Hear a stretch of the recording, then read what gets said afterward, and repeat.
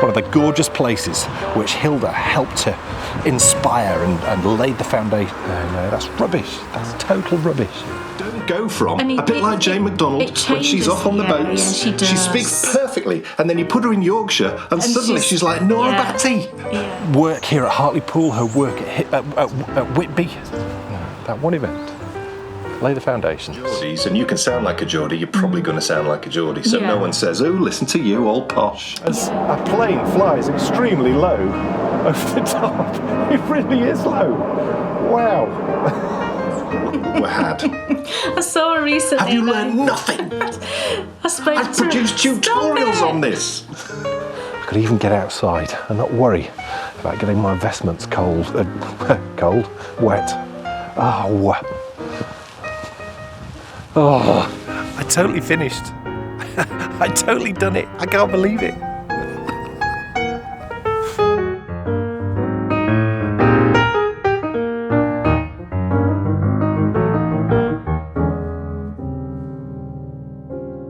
Welcome, everybody, to the Mitt Factory. Yes.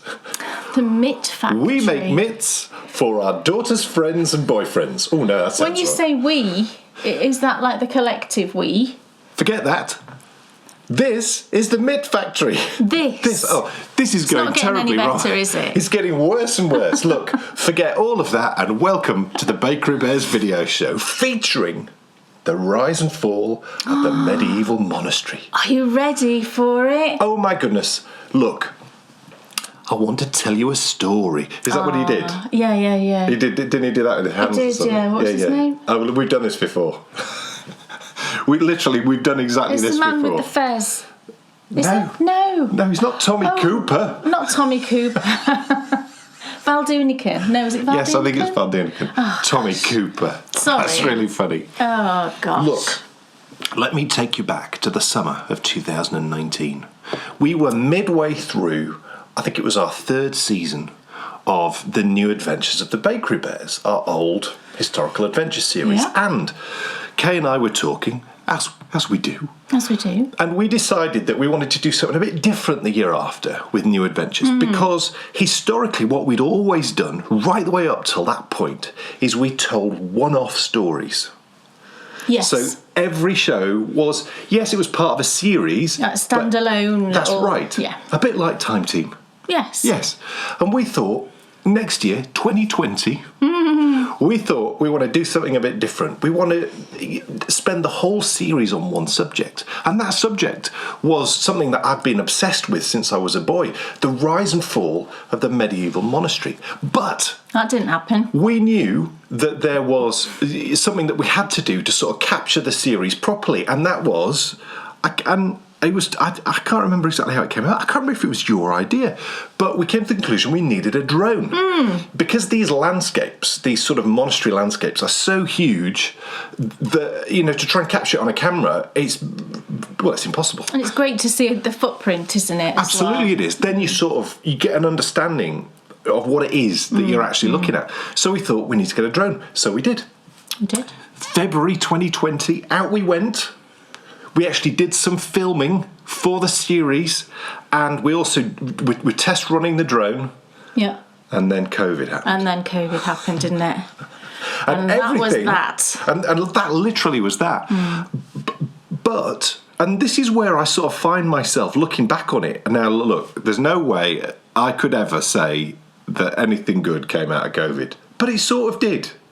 Because I'm sure we could. Well, we could, because things. If COVID hadn't happened, Walking the Dales would not have happened. Yeah. And then Walking the Moors would not have happened. And Walking the Wall would not have happened. True. My favourite colourways would not have happened. No, that's true. My favourite blanket would then not have happened. Yeah. And those are just like a tiny bit of the creativity which will have come out of that. And actually, I mean, this is a wider historical point, but out of... The Renaissance came out of a global pandemic. Right. And that's what tends to happen. No, I'm comparing our shows to the Renaissance. I'm really not doing that. No. I'm making the point that when you get put in situations like that, human beings, I think, are amazing, because what they tend to do is they tend to... adapt to the situation. Adapt and then have a burst of creativity, which is what we did. And what we've done over the last 3 years is we've learned so much. We've learned so much that already this year, My Favourite Blanket has proved to be the most popular thing we have ever done by a country mile. I'd say so. And also, definitely. the wonderful thing about My Favourite Blanket is you guys seem to love it, and my goodness, do we enjoy making it. We really love making It's like, oh my goodness. Yeah, we really love making it. Because there's so many different elements to it. You know, from my point of view, it's incredibly creative with regards to the dyeing and the colours and coming up with the colours and, you know, all of that. And then we get to do a lovely bit of knitting and, you know, we go outside and do some filming and then Dan gets to put it all together and we chose the music and, you know, it goes on and on. So just marvellous. we really, really are loving doing that. So we're so pleased that everybody's enjoying it so much. And fear not, My Favourite Blanket will be back next time. It's going to run monthly now up until the last 2 episodes, when you'll get 2, one after the other later on this year. But there's 12 episodes in total, so there's ages to go. Ages. Loads of blanket to knit. And so today is all about the show which nearly happened in 2020, but is going to happen right now. And because that we've learned so much, those original plans that I wrote up, I look back on them. And I think we sort of had a bit of a chuckle. Well, everything changes, doesn't it? It does. You know, but it's a different world. We're in different places. We are in a different world. And what we learned between New Adventures and Walking the Wall is... And we actually showed this in our... Well, no, Walking the Dales is really when this started. What we learned, the big change between New Adventures and Walking the Dales was, in New Adventures, we did not plan every shot. In Walking the Dales, that was the first time we'd ever planned absolutely every single shot. And what that does is then it enables you to always know that you're going to get what you need to get to produce the show that you want to produce. Yeah. And so now... A very organised way of filming. And it's way better to be organised. I suspect that's how it is. TV programmes are made, you know. It's Absolutely not a random thing. It'll be very well planned, won't it? Yes. And so... I bet even Jane McDonald plans, do you think? No, I don't. Do you think not? No. And so it's been sort of wonderful to come back to this subject, a story which is just as passionate for me as the whole Roman thing, and to sort of apply all the things that we've learned over the last 3 years, and really that we've learned since we started doing this. And yes, the journey begins today with the very first episode. It's the biggest episode of anything we've ever done. I don't mean in length, I mean in production scale. 3 locations. Yeah. I mean, it's just bonkers. You're going to love it. I've seen the whole. So. I've seen the whole thing, and it's amazing. You're going to absolutely love it. It's all to come later on in the show. It's very exciting. It's interesting that you mentioned Jane McDonald, because Is it? I think the male version of Jane McDonald. He's been in the news this week. He has been in the news. Robson Green. I've watched on iPlayer. It is on iPlayer, isn't it? Yes, it was on BBC first, but then... Yes, it's on iPlayer at the moment. He's got a new series, Robson Green, and it's called something like Weekends Away or something, is it? Yes. Yeah. Even though we don't actually think he has a weekend away. I don't think he does. I don't think he's actually staying in any of these places that he said he's staying in. Unless... He never I think he's going home. I think he's going home because he lives in that area. But anyway, yeah. But you've noticed, haven't you, that on both days he looks exactly the same. He's got the same outfit on both days, and you know you just don't do that, do you? You put fresh clothes on the next day. It could be a filming thing, I suppose, for what's the word? Continue. No. There's no way it would be, because you know, you watch anything where that happens. You would only do that if you're trying to make it look like it's the same day's filming. Yeah, that is. Yeah, that's true. So you would actually make a point of wearing something different. Yeah, but anyway, I think there's like 12 or 13 episodes, and they all dropped, I think, all at once onto iPlayer. And he goes away for the weekend, all in the northeast of England. So that's why I watched it, you know, because that's where we live. He takes someone with him. So sometimes it's a relative, and sometimes it's a friend, and this friend is you know is some kind of celebrity. I say it in inverted commas because I didn't know who some of these people were. That's just because I don't watch stuff. But the crux to all this is he goes from being the broadest Geordie in the history of the world to speaking his accent, the perfect Queen's English, King's English. King's English. No, yeah, so at the beginning, when he's doing his voiceover, right at the beginning of each of the episodes, his accent, it took me aback. I'm like, that's not Robson Green. Who's that that's speaking? Someone else. Sounds like a really nicely spoken English person with a hint of a northeast accent. Yes. But then when he gets into the show, he's like, oh, why I man? And he's all, he's like this. And it's look, really funny. Kay noticed this. She pointed it out to me. And then the newspapers reported it, which was even funnier. He was on Breakfast Saturday, some Breakfast thing. Something or other. And it had been picked up on there that his accent, he's like, where's his northeast accent gone? He just sounds like a really, well-spoken English person. Kay has a theory, and I think my the theory right. is his accent hasn't gone. I think he actually talks like that all the time. Yes. I think he does talk, because he's from Hexham, and Hexham isn't It's far enough away. It's not a very broad-speaking... The thing is, though, he's a trained actor. He's a trained actor. And so they get trained to speak in a certain way. Yeah, so I think he actually speaks fairly sort of nicely spoken with just hints of an accent. When you say nicely spoken, what you mean is like a generic, a bit like me. Yeah, not with a strong accent. Yes, no problem with accents. No. Look, in my humble opinion, right? Accents. If you speak with an accent, that's cool. The key is to be you. Yeah. So don't go from a bit like Jane McDonald when she's off on the boats. Yeah, she does. She speaks perfectly, and then you put her in Yorkshire, and suddenly she's like Nora Batty. Yeah, honestly. John Barrowman's the other one, but he's sort of sweet. Oh, he does it on purpose, doesn't he? He's brilliant. Yeah, he's brilliant. His accent he's partly changes. Scottish. Yeah, when he goes to Scotland, he sounds like a Scottish person. It's really funny. He sounds like it's Brigadoon. And there could be an element of you're around people that have got that stronger accent, so you just go back to speaking like that. I think there's definitely an element of that going on. I think there's a natural inbuilt thing in humans to want to fit in. Yeah. And that's the reason why, in schools, people tend to look very similar, the students, because no one wants to stand out. Yeah. And I think that, sometimes it's difficult to sort of stick out from the crowd. So if you're in a crowd of Geordies and you can sound like a Geordie, you're probably going to sound like a Geordie. So no one says, oh, listen to you, all posh. Yeah. And I watched the whole thing. I had it kind of on in the background while I've been working the past couple of weeks.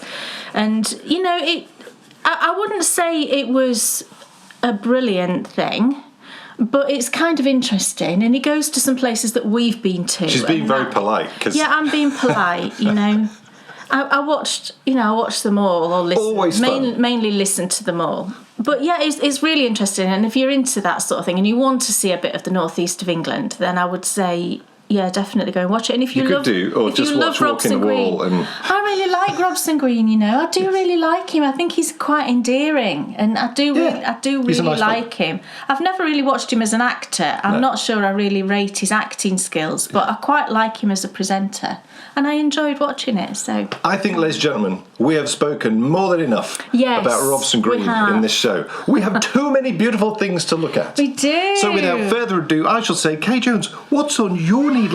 So the first thing today is Bryony's Remus Lupin socks that I was working on last time, but I finished a whole sock and I'm on to the second one, and I'm just loving these. I've got this one on a blocker. It hasn't been actually blocked, I've just popped it on a blocker, but I just love the way that this is knit up. So I popped in this little texture pattern, if you can see it there, and I've had actually loads of messages from people asking if I'd write this up as a pattern, because it looked really nice. It's absolutely gorgeous. Multi-purpose. When I say multi-purpose, I mean you could use this texture pattern with, I think, any type of yarn. So this is a very variegated, as you can see from down here, and isn't it lovely how it's knit up actually? I'm really pleased with how it's knit up here in the plain section. I think it looks really nice. So yeah, I think you could use this on any type of yarn. Self-striping, I think it would be lovely. Plain yarns, obviously, and then variegated, it works really well. And speckled, I think it would be lovely. So I do really like patterns that allow you to use any type of yarn. And it's also very unisex, isn't it? Male, female, perfectly fine for either. So I've really enjoyed knitting this, and I'm on the second one. I've just got the cuff at the moment knit up, so I'm ready to start the leg. And what I really loved is when I came to do the heel flap, if I hold it here, can you see how the pattern flows into the slip stitches? I think that's just lovely. I really love that. I love details like that. It just makes me smile. I'm like, oh, that's just such a lovely little thing. And it's really, really lovely to knit. It keeps you going. It's a 6-row repeat. And it just keeps you going. You know, I always find that I knit patterned socks, especially texture, way quicker than a plain sock. Because you've just got that motivation, haven't you? You're like, oh, I'll sit down, I'll do 2 repeats. And you've done 12 rounds before you even know it. And whereas if you might sit down and just pick up a plain sock and you might only get a few rounds done because you get distracted or whatever. But I think if you have those little targets, thinking, oh, I'll sit down, I'll do 2 repeats, which takes no time really at all, then, you know, it's just brilliant. So this yarn I dyed, this is my Remus Lupin colourway. So it's these blues and greens and grey. So grey for his wolf persona, couldn't think of the word, and then the green and the blue, because in the film his eyes change between green and blue when he's transforming into the wolf. So I'm on to the second sock and I'm just really enjoying them. I do think the way that I've dyed this yarn, I think the second sock might come out a little bit paler because I was kind of in a rush when I dyed this yarn and I should have paid a bit more attention to how I was dyeing it. But Bryony won't.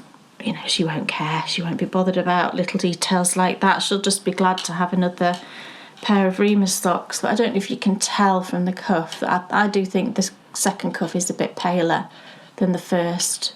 But maybe I'm overthinking that. But we'll see as the sock progresses how that goes. I went on about these when you showed them first time. And I think it's just the most gorgeous texture to look at. It is, it's Some lovely. textures, It's very squishy as well, which I think's always nice, isn't it? It'd be lovely on DK socks as well. some textures can just look a tiny bit boring. Yeah. That is far from boring. No. It's like your eyes are being lovely. drawn in, and you'll notice I spoke about those before. What are those? Just show. They're just knit stitches, but it kind of looks a bit like I'm doing slip stitches, but I'm not. So they just stand out, don't they, those little knit stitches? Yeah. Just beautiful. Yeah, really, really pretty, and I love the colours. So just lovely. What's the base of the yarn? It's the one that I'm dyeing on for my favourite blanket. It's an 85-15. Right. It's really nice and plump. You get 400 metres per 100 grams. So a lot of the sort of 75-25 sock yarns, the ones that are most common, I guess, you get more like 430 metres or something, don't you? Yeah. So you can tell that this one's a bit plumper because the yardage is a bit less. And it's really soft and lovely. And, you know, it's 15% nylon, so I think there's plenty of nylon for socks. But, you know, if you do like really hard-wearing socks, then I'd probably stick to a 25% nylon yarn. But for us, this seems to work really well. Bryony's been wearing socks made out of this yarn for ages, and I've not had any problems so far. It does fluff up a bit more. I find it is a little bit more pilly than a 75-25. 75-25 I find is very smooth looking, very kind of almost drapey in its quality. This is more kind of plump and a little bit woolly feeling, but not woolly as in, you know, it's very, very soft. It's just got a tendency more to pill, I would say, a little bit more. There's a bit more fluff factor to it. But I'm happy to, you know, to deal with that, to have such gorgeous, super soft and plump socks. So what are the needles you're using? 2.5mm. I've been using 2.5mm actually for a while, and I always use 2.25mm historically. But for some reason, I think what it is that I would always knit 2.25mm for me and for Bryony, and then 2.5mm for Dan's socks, because I need just a little bit more give in them, if you like. And for whatever reason, I think Bryony said to me that she liked socks that weren't really, really sucky in. She prefers a sock to go on and it not be like, doing that to her foot. So I knit her a pair on 2.5mm and she really loved them. So I've just kind of carried on using 2.5mm because I've just really love knitting socks on 2.5mm. I just think it's really lovely. And my gauge is not that different, if I'm honest, to 2.5mm. I think I get about 8.5 stitches to the inch on 2.5mm. And I think on 2.25 I'd get more like 9 stitches. So it's not that much different really. And I just really love knitting with 2.5mm. I find it's nicer on my hands. So Dan Jones, yes. What's on your needles? Well, just before I show you, because it's a sock as well, but in your part of the world, when it's the first of the month, do you say, or the start of the month, do you say white rabbits when you first wake up in the morning? I have heard that. Yeah, well, I heard it from my gran. It was one gran in particular who used to always go on about it. And I can't really say it's something that I've particularly adhered to, but I must admit, on the 1st of February... It's February now, isn't it? When I woke up, I did say white rabbits. I sort of remembered. And that set me off thinking, I wonder where this all comes from. So I looked it up. And I'd never done that before. And I mean, normally things like that I do look up because I think it's interesting to sort of find out where they're old wives' tales, aren't they, at the end of the day? Well, it's actually not that old, or certainly not in written down form. The earliest written reference to it, certainly that I could find, is only 1909. Gosh, right. And it's not necessarily white rabbits. Some people just say rabbits. Like Sound like Chas and Dave. Yeah, I know. I mean, that's what it said on this source that I found. And it's all to do with the fact that it supposedly brings you good luck. And that... Why, though? Well... For the same reason that, I mean, this sounds horrible, but people say a rabbit's foot brings you good luck, don't they? Oh, right, okay. So this probably requires further research in that why do people think rabbits are good luck? Yeah. I really don't know. But how strange. Right. How strange, because I would have thought that that's something which has been around for absolutely eons. Yeah. So to find out that the earliest reference I could find is 1909, right. It's not that old at all. Now, I think that in some parts of America you do this too, but I'd be interested to know if you do. Also, I'd be interested to know if people do it in other parts of the world too. And if you don't do it, do you do something else at the first of the month? First of the month. Yes. Pinch, punch, first of the month. Okay. That's what people used to do at school. Really? Yeah. I've never heard that. I think that was like an excuse to punch people. Bryony just enjoys turning her calendars. Guess what I got off for Christmas? I don't know if I told you about this at the time. Bryony historically always has 2 calendars. She always has a country file calendar. We have to have a country file calendar. And then she varies what she has as her second calendar. It's been BTS in the past. It's been Star Trek. But this year, or last year I should say, I wanted to do something really special and I actually made her a calendar. I did it through Vistaprint. I think it was Vistaprint. Oh. And you can go on their website and you can actually make your own calendar. So you can download your own photos and make your own calendar. Now, I didn't know if this would work with my idea because what I wanted to do was pick all of her favourite men, all of her favourite actors, all of the handsome ones that she loves the most, and make it into a calendar of all of her favourites. And I totally did it, and it completely worked, and it's just amazing. And it's got on just all of her favourites. There's people from like Once Upon a Time and were you looking at the picture Gilmore quality? Girls. I was. You told me to look at the picture quality. So you did? I did. Oh, well, I think that's what's done it for you. You've got to make sure that when you choose a picture, because I obviously just chose all these pictures from what was out there on the internet. I just Googled the person and saw what pictures there were there. And then chose the one that had got like the most pixels. Is that the right? Yeah. It wants to be, the biggest in width and height. You told me what the number ideally needed to be. The numbers is the amount of pixels width and the amount of pixels height. The only one I couldn't get was Giles from Buffy. I couldn't find a decent photo because it's all too old. Because it's old. It's an old series, isn't it? But I did find a couple of Spike, so Spike was in there, and I said this will be It didn't cost me huge amounts of money, you know. It took me a long time, but it didn't cost a lot. Yeah, it was like probably her favourite present. It's the same with all, you know, presents that are really appreciated. It doesn't come down to the money, it comes down to the thoughts, always. No. So she turned the calendar to February and she's got Daniel Jackson from Stargate SG-1. So she's very happy for February. So what's on my needles? Yes. It's a sock. Look at this. It's a nice long this leg. Is lovely. Because I'm knitting this for our daughter Bryony, and she does like a nice long sock. And I'm really loving so many elements of it. What's that called? A special type of It's a horseshoe cable. The horseshoe cable. And also, the thing as well, which I didn't quite understand. I mean, I understood what I was doing, but I didn't really understand the effect. Is that the lace? Is it bits of lace? Well, no, it's like a... No, it's not lace. No, it's a mock cable. Right. It's like a twisted stitch. So I totally didn't get what was going to happen.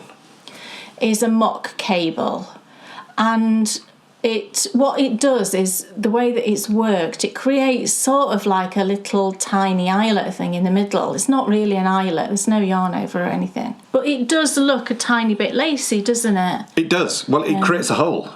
Yeah.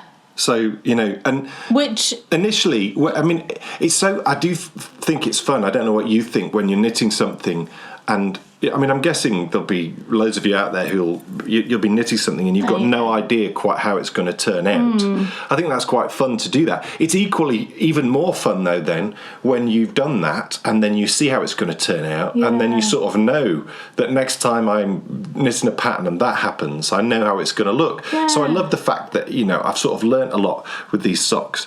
And they're really quite stretchy. You know, to say that there's a cable in there and then some twisted stitches, they're actually really surprisingly stretchy because you've got purl stitches in between and it goes all the way around. It's a 6-row repeat, which I really like. And did you say the other socks? That's funny, isn't it? Is yours 6 rows as well? Yeah. I think there's definitely something to be said about a 6-row repeat. I think it's just enough. It's not too little. It's not too much. Yeah. It's like the whole porridge thing. It's not too hot, it's not too cold. Yeah. So definitely a winner for me, because it's been a real journey for me with socks, because if it's too simple I can get bored so easily. It's like, oh my goodness. But you know, I really turned a corner sort of late last year. Well, that's probably midway through last year, and it was when I just produced another pair of really sort of up and down. You know, one sock was pretty good, the other sock not so good. And I think you, in a fit of frustration, said you should maybe consider about not knitting socks. I think I did. Yeah, I think I did. Because you'd made a few mistakes, and you know, he'll say, "Oh, can you just do this? Can you just help me with this?" Oh. And that then made me just want to focus and nail it. I think these look beautiful, and this yarn is another one that I dyed. This was part of my favourite colourways from last year. It's the Always colour from the set, which was After All This Time and Always. It was a Snape reference from Harry Potter. Just looks lovely, and Bryony will love these. Yes. So yeah, you're doing a slightly longer leg, aren't you? Because she likes longer socks. One more repeat, I think, and then heel flap. She's wearing like maybe 2 more repeats. Ankle boots all the time. Maybe. Yeah, cool. So lovely socks, and next time you see it, be on the foot, definitely. And DPNs. Yes, square cubics. Ones. Yeah. That's the way. Go to needle of choice, isn't it, right now? Yeah, absolutely. It's just easier to hold, and you know, I don't find myself dropping stuff, whether it be needles or stitches. It's just better. It's better all round. What else is on your needles? Oh, right. So excitedly. Does anyone? Can I just ask? I keep my cable needle in my DPN cozy with my. Okay. Is that okay? Why not? Oh, okay. I'm just making sure it wasn't a silly thing to do. Well, no, as long as you catch it underneath one of the poppers, it won't fall out, will it? I would have thought. And it's caught within all the needles as well, isn't it? Yeah. Yeah, no, that's a perfect way to keep it, I would say. Cool. Sorry. Please continue. Yes, because we are now in February. It is, of course, the start of Valenvent. Boom! It's so exciting. This is our next great patron exclusive event. Yes, Valenvent is underway, and everyone is knitting away on their Valenvent project, which I can now tell you what it is. Everybody on the 1st of February got Yeah. this gorgeous pattern. Yes. All our patrons. Now this is, I told everybody a while ago what yarns they needed, and you needed 10 times 10 gram minis of fingering weight yarn to knit this project. And this is actually something, this is a design, I say design, but this is something that I created last summer. But the reason I decided to use this as the Valenvent design is because when I knit this, I'll show you what it is first of all. It's a cowl, and it's this one. Isn't it lovely? I knit this last summer when we went away on holiday. I just needed something that was like really simple, but that I would enjoy knitting, because I really love yarn and I really love combinations of yarn and seeing what happens, and I love seeing colours develop, and I love choosing colours and all of that. So I thought, right, do you know what, I'm going to go in my stash, I'm going to choose 10 yarns, and I'm going to knit myself a cowl on holiday. And that's what I did. And I just put in a lovely rib, top and bottom, which is like it looks sort of a bit corrugated. It's really simple to work, but really lovely and effective. And then it's just plain knitting through the other sections, because it's all about the yarn. So this is called the Cherish Cowl, because it's knit with yarns that you cherish and that you love. So that's how I've made the connection with Valentine's and with our Valenvent. So I really wanted to use this because, especially, you know, February comes very closely after the festive period, doesn't it? Feels like 2 minutes. Yeah, it feels like 2 minutes. And we had a really involved Advent knit along this year. So following that, I just wanted something really chilled and really relaxed, where you can just choose some beautiful yarns out of your stash, maybe that you've had for a while, not knowing what to do with. You can use leftovers, you can use minis, whatever you want. And just knit yourself a lovely cowl and just have a nice relaxed time through the first couple of weeks of February. So everybody got the Cherish Cowl pattern on the 1st, and we've started knitting it. So I've obviously knit one before, but I have started another one. I chose some yarn out of my stash, and this time I chose lots of speckly yarns, and I arranged them. When I've numbered them, you can probably see little pieces of paper, but I numbered them 1 to 10, going from least speckled to most speckled. So that's how I'm actually arranging them. I'm not even sure what the dyers are. There should be a scale. Who the dyers are, I should say, for any of these. There isn't a scale, is there, for speckling? What do you mean a scale? You know, Scale? like the Scoville scale for hot chilies. Oh, no, not that I'm aware of, no. We should invent one, shouldn't we? Not that I'm aware of, but some of them, like this one, look. You have invented one, look. Very gently speckled. Can you see? Just very gently speckled. And then it goes to number 10. No, that's number 9. Is that one number 10? That's number 10. And this one is like really speckly. Can you see? So you have totally created the scale. It's there. Yes, I have. Yes. And I took a photo. You just need a name for it now. I took a photo. I laid them all out. And if you don't know how to sort of judge, if you're doing a light to dark thing, you know, or in my case, palest to darkest speckles, if you lay them all out, take a photo, and then convert it to black and white on your phone, you can really see the saturation on a black and white photo. So that's what I did. And then that made me just jiggle a couple of them. And it really worked. So I then took a photo of my layout, but then I did number them and stick a little label through each one so that I didn't lose the order that I'm knitting them in this time. So I'm on section 2. So I've knit my rib, which just looks beautiful. This is a really very lightly speckled that I've used right at the start here. And you can see how sort of lovely and corrugated that rib is. And then I'm just into the next one, which is a more grey toned speckle. And it's now just fantastic round and round knitting. And you don't even, you use every last bit of yarn. So I've written the pattern in such a way that when you're working the rib, if your gauge is a lot different to mine, you can just do a round less or a round more, and that's detailed in the pattern. But then the rest of the time, when you're just plain knitting, you literally use every bit of your yarn, which I think is brilliant, isn't it? No leftovers at all. So you've got yourself a gorgeous cowl to wear, and you've used every bit of those precious yarns that you cherish and love. And just, I just love this kind of knitting. It's relaxed, it's enjoyable. I get to change colours really often. It doesn't take you long to knit through 10 grams. And it's just really fun and relaxed. So I really hope you're all enjoying it if you're knitting along for Val and Vent. Mine is probably going to take... I did have the intention of knitting a section every day because it's 10 days... And Val and Vent is 14 days, it runs from the 1st to the 14th to Valentine's Day. But I made this 10 days because then it gives you a bit of leeway. If you fall a little bit behind, you've got that extra buffer of a few days to get it finished and blocked in time for Valentine's Day. Or you could just knit it over whatever amount of time it takes you. It's not a race. If you don't finish it for Valentine's Day, it doesn't matter. You're taking part, you're enjoying it. That's all that really matters.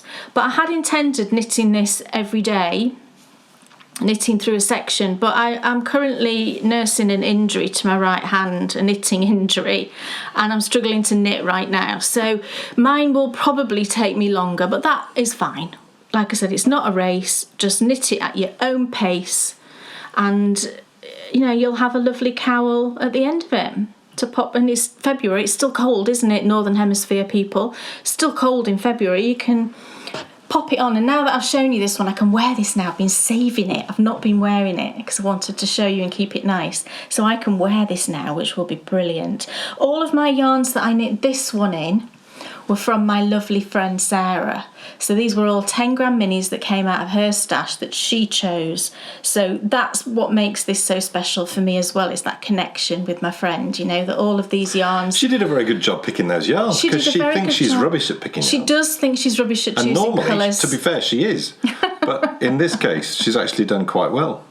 She's done a brilliant job. Actually done quite well. I love it. And apart from this I know. This pooling business. I spoke to her about this one actually because I saw her recently. Stern words were had. I saw her recently. Have you learned nothing? I've produced tutorials on this. I spoke to her about this one, and I love it. This is actually my favourite one now, this one that's pulled, because it just makes it special. And I'm like, oh, she knew straight away which one that was. Stop it! Sarah, I'm going to be having words with him afterwards, honestly. So, yeah, Cherish Cowl, Val and Vent is underway, and we're just loving it, and just loving that everybody's joining in. That's what it's all about, joining in. And remember, this is open to all patrons. So if you are one of our new patrons who has become a bronze patron to get access to My Favourite Blanket, you can also get access to this too. Join in with Val and Vent. Amazing. Join in with Val and Vent. Knit yourself. Cherish the thought of knitting a wonderful cowl. It makes me think. You said it made you think of a particular song, and I thought of a different song. Madonna. You thought of that, no, and I thought of Kool and the Gang. All right. Cherish. I don't know that. You didn't know that one. I know way more 80s songs. Radio on normally at tea time, because our daughter Bryony loves it, which is great. 80s. And I would say 60% of the songs that come on, I'm like, what's this? And then Kay educates me. I love it. I know them all. It's marvellous. It's like a music education. I've popped this into one of the bags I made actually a while ago. It's Wizard of Oz, and I love this bag. And I put it in this one just because it just felt kind of spring-like, and I just love it, So I'm going to choose a bag with fabric that I absolutely love. So that's in that gorgeous little bag. Ta-da! Oh my goodness, this is amazing. I mean, just stunning. This is the Hadrians Cowl designed for me by Kay. And it's to sort of celebrate Walking the Wall, because that was such a sort of epic adventure. And so she picked, wonderful colours, designed it specifically to sort of think about all the things that I enjoy with colour work. And this centre section, it's a panel that you do twice. Yeah. And what's so clever about it is the panel joins together in a really clever way. And again, it sort of comes back to that last project which I showed you, because you don't quite understand how it's going to join together until you've knitted it a bit. And actually seeing it now, because I knitted through one panel And so, these here were sort of to the fore, and you're thinking, that looks great. Not really realising that suddenly this massive, and this is a Roman mosaic floor, and this massive panel then appears. It's like, this is the business. It just looks stupendous. And I think the last time you showed this, people were asking where the pattern was, and there isn't one right now. Well, there is, but Dan's the only one that's got I'll tell you where the pattern is. It's here. There. It's mine. So, because I just designed this for Dan. Are you intending to put this out now? Well, I will. I Right. will put it out as a pattern, but I've got to wait for Dan to finish the cowl first before I can. So, as soon as he's finished knitting it... Hey, I've only got 2 sections to go. I know. 'Cause I'm literally one round away from finishing the centre section. he's almost finished this centre section, so now he will switch back. He'll do a panel of the goldy sort of colour, and then he'll repeat this at the other end. Marvellous.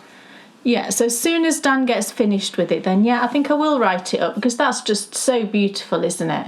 Whilst I've been knitting this, I've really sort of been thinking a lot about, walking the wall last year. I had so many lovely messages from people saying how wonderful they thought the series was and how much they enjoyed it. And, it's lovely for me now to sort of sit here and knit this. And, because Kay designed it whilst I was really doing that, and then, gave it to me, I think it was before my birthday, actually. Oh, way before your birthday. Okay. Don't make me feel that bad. Way before your birthday. Okay.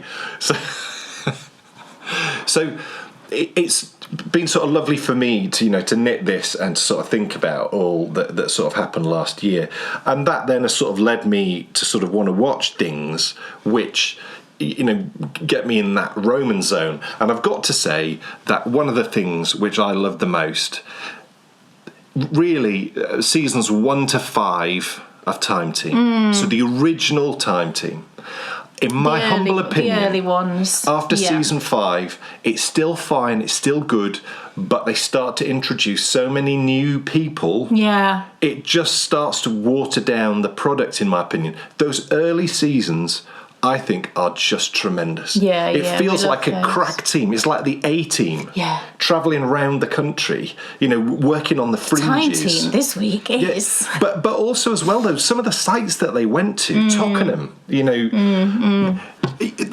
I think it's crumbs, is it episode 2 or 3 in season 2 where they go to Tockenham, and it's where they're looking in the wall of the church, and they think it's Aesculapius, there's a statue, a Greek god, yeah. And they decide that they need to call in an expert.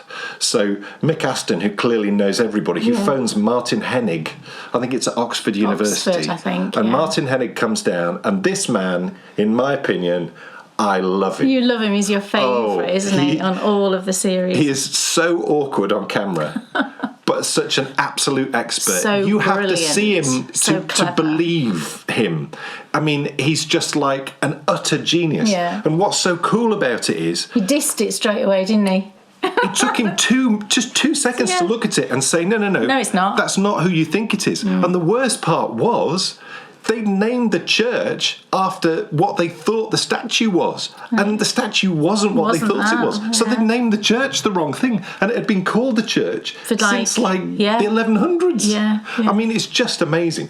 So it's been lovely to knit this and then, to sort of watch all that. And the funny thing is, and this is the positive about Time Team, because there's been so many and you watch so many of them. You forget, don't you? You totally forget the early ones. And then by the time you watch the early ones, you forgot the later ones. You can go back and watch the later ones. It's sort of, for me, it's about as perfect a knitting show as it could possibly be. He means to knit along to, don't you? Yes. Yeah. It's genius. It's so unbelievably relaxing. Yeah. And also puts you in that sort of zone where you can get on with what you're doing too. There's no worries about anything when you're watching it. You're not going to be offended. You're not going to be offended by anything. Not that I'm ever really offended by much, but it's just a pure show about what It's a pure show. what it's about. And they're rare. There's no other agenda going on, you know. No, which, I mean, again, is always unbelievably lovely. Certainly in the modern world. We're actually rewatching Madame Secretary. Oh, we are. It's brilliant. And we'd forgotten it. Yeah, we'd kind of forgotten it. And it's a brilliant series. Yeah. Brilliant series. And so many sort of familiar faces appear, Yeah. which is quite funny. Yeah. And so many familiar faces which you've seen in other similar shows, like she's the national security advisor from the West Wing. Yes. And she was also... She's kind of doing the same job, isn't she? Similar. I think she's the Attorney General in Madame Secretary. Yes. I can't remember the name of the actress. I can't remember But her the name. same actress is also in The American President. Yeah. She's also on the West Wing staff in The American all President. similar sorts of roles. Yes. She must just look like a person that should be in government, I think. She must work in the White House. She must do. So Yeah. we'll have her in everything. It's great. But then also I love as well, Madam Secretary, get people like Tom Skerritt appearing. Yes. Which is sort of cool. Yeah. And right the way through all seasons. Also as well, I mean, not only Tom Skerritt, but Lou Gossett Jr., who you didn't really know. Lou Gossett Jr. played he played like a priest who offended Madam Secretary's husband. Well, Lou Gossett Jr., there was a Top Gun rip-off made in the 80s called Iron Eagle. And I'm 99% certain Lou Gossett Jr. was in that. Lou Gossett Jr. was also in a film with Dennis Quaid where he played an alien. Oh, right. And he was brilliant. I can't remember what it's called. Right. These are like Don't know full-on any of 80s those. films. I mean, I'm really harking I need back to go now. and find them. So that's my gorgeous Hadrian's It's beautiful. Cowl. Really loving it. It's really great. I'm knitting it on I think they're 3.5mm. 3.5mm circulars. Yeah, 3.5mm Knit Pro Nova. I love Knit Pro Nova for knitting like hats and cowls and things. They're quite hard to find these days. They all seem to be cubics. But these are just the plain Nova, the plain metal round Nova, and I really like them. So yeah, 3.5mm, and Dan's using our beloved Regia Merino Yak yarn, which is just fantastic. It is. Yeah. What else is on your needles? So, what's the last thing? I can't even remember. Oh, yes. Yes. So, I wanted to make something with my leftovers from my favourite blanket. Now, this took me some time to decide what to do, because I thought, right, I had loads of thoughts, to be honest, on what to do.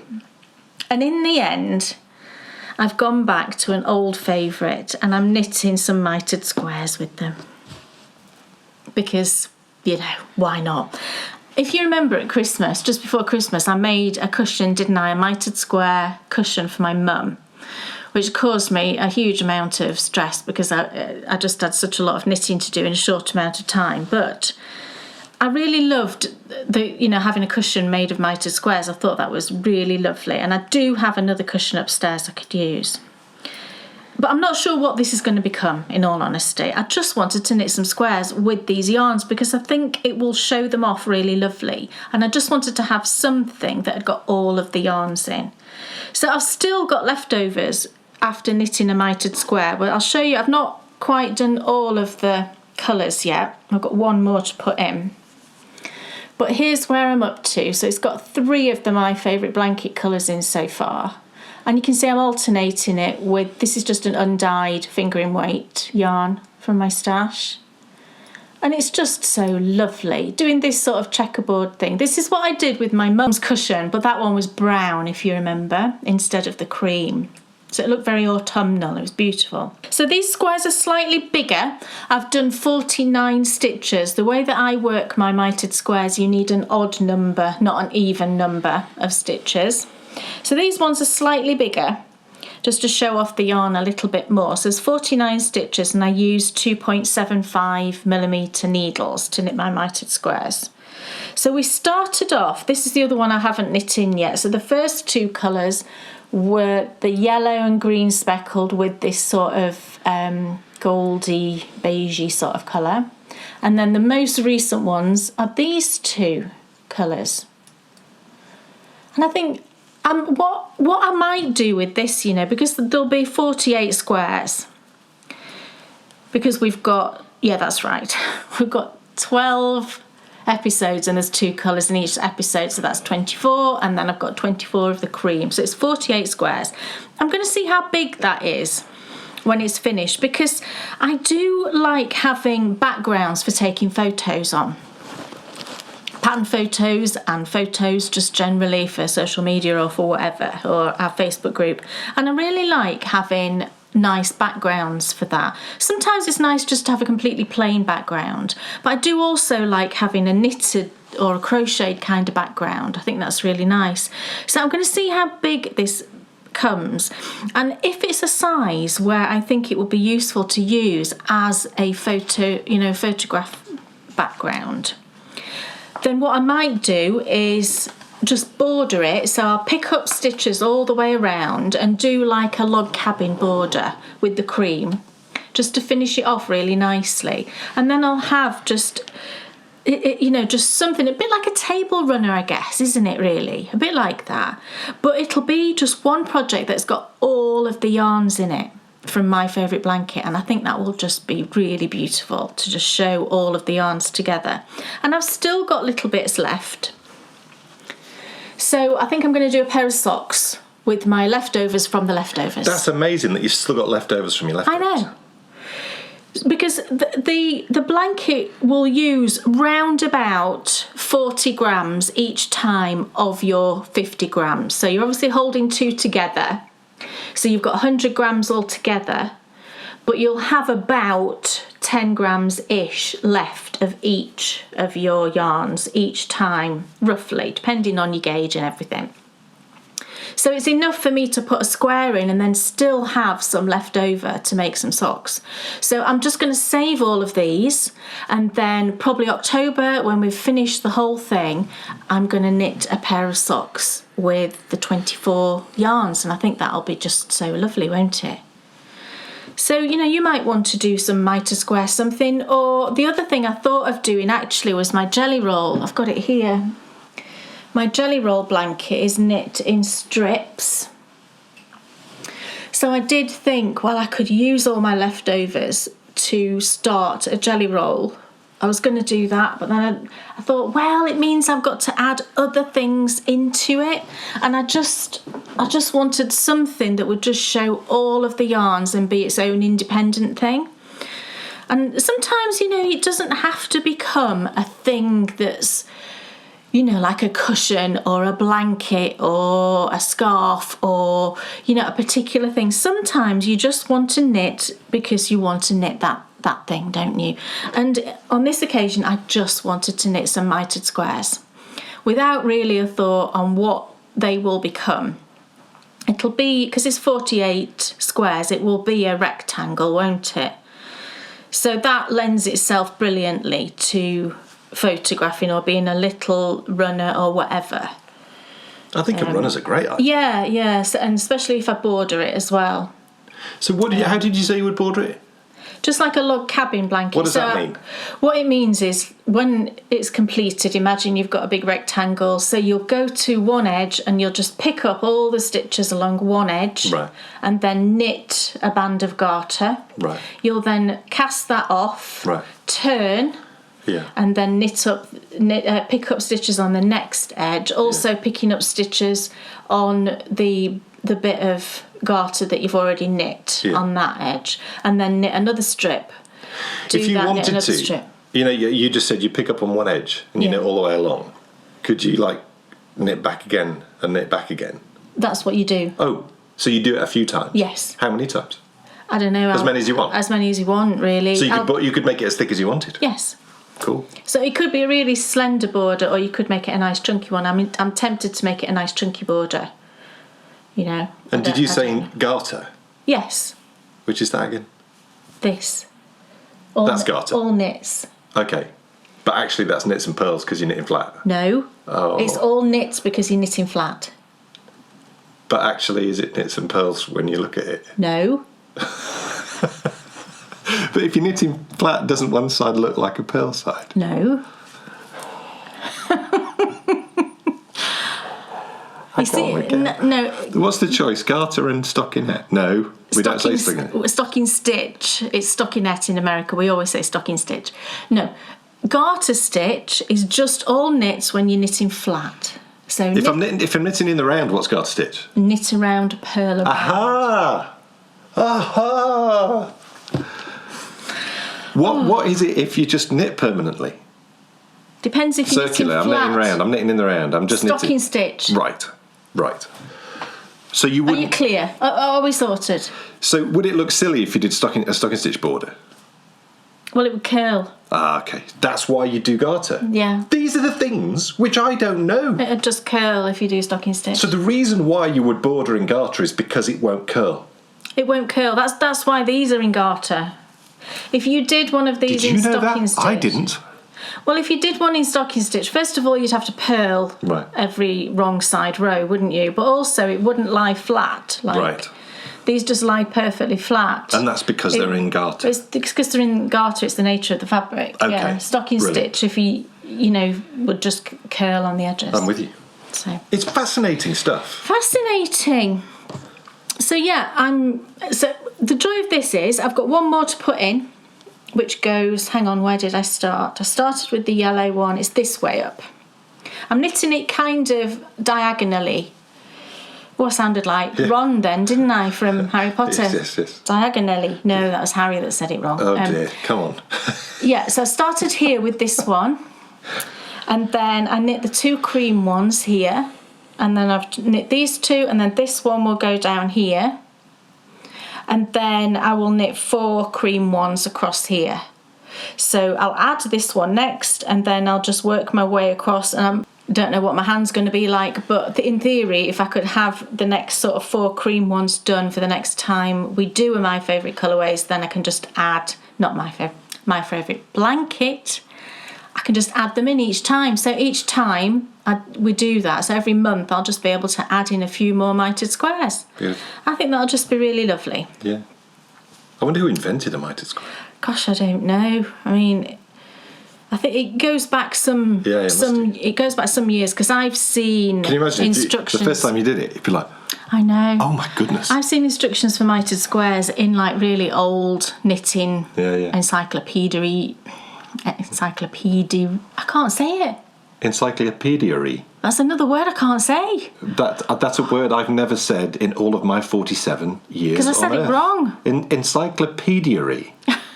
I've never said that before in my life. Knitting book. I've seen it in really old knitting. In really books. encyclopedias.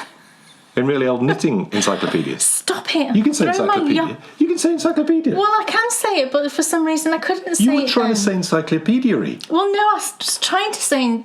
I can't say it now. I was trying to say what it is, and it just came out wrong. Encyclopedia. Yes, I was trying to say that. So yeah, I've seen it in really old I'm an encyclopedia entrepreneur. old books. Oh, stop it.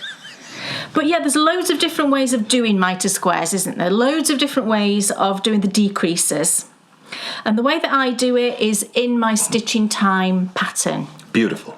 Yeah, so... Ladies and gentlemen, this, as they say, is it.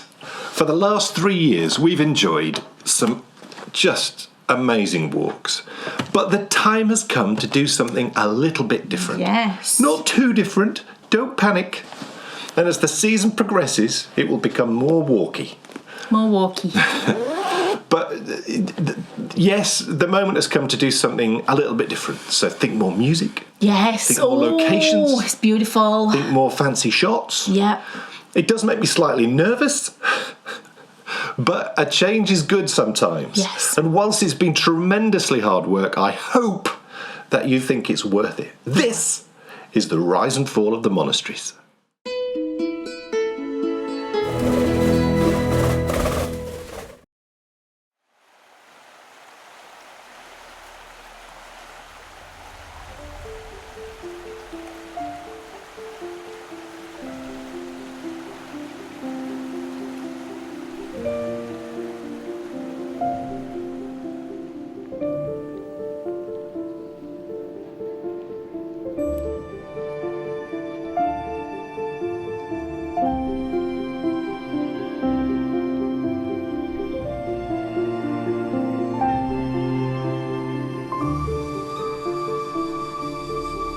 Welcome to the historic city of York, my hometown.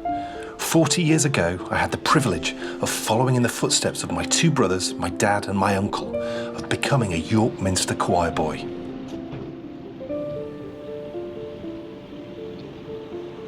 If you're wondering what that experience was like, imagine going to school at Hogwarts, but instead of learning to cast spells, we learned to sing in what I think is the most beautiful cathedral ever built.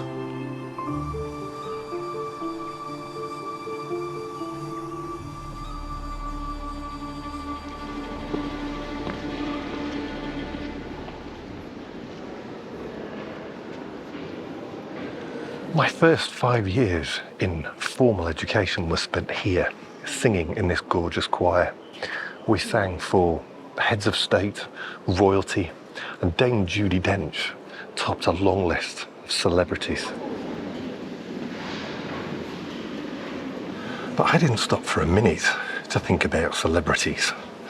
What quickly became an obsession for my young mind was the history encased in this building. From the Roman crypt, bits of a Roman town, of the original Roman town of Iberacum, dating from around the 4th century, underneath my feet right now.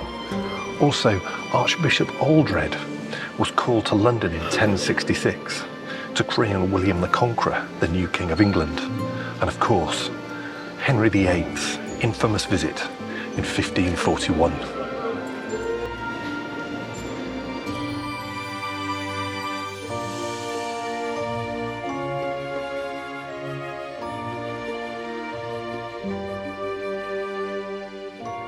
What didn't help my ever-inquisitive mind was the place that my parents used to take me to play after school.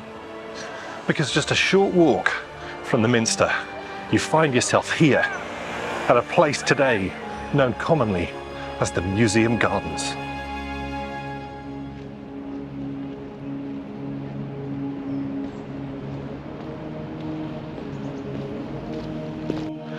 This is actually a botanical gardens covering 10 acres, and it's right in the heart of York, so it's a real sanctuary.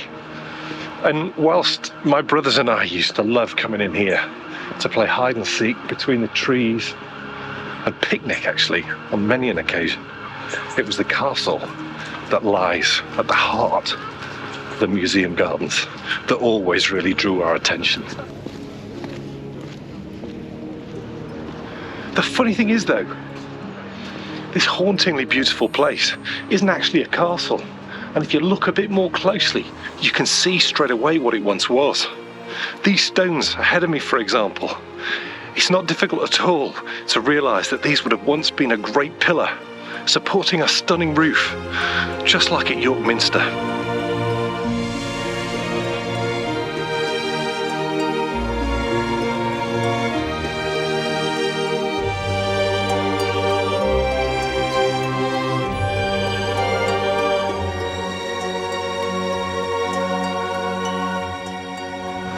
One day, utterly fascinated by this just tantalising building, I said to my mum, did this used to be a church like the Minster? And she said, yes, it did. And I said, well, why is this one in ruins and the Minster still standing tall? She said, it's because this one used to be a monastery. And she told me that if I liked this one, wait till I saw all the others all over Yorkshire. My mum planted a seed in me that day that became a lifelong passion for these amazing buildings.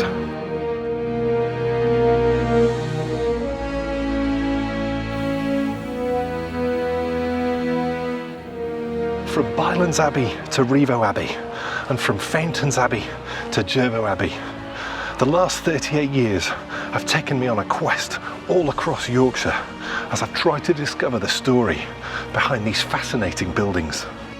Why were they built? Who lived here? And why do most of them now lie in ruins? This is a story with heroes and the ultimate villain. And it's all set in the most stunning landscape that Yorkshire has to offer. Welcome to the rise and fall of the monasteries.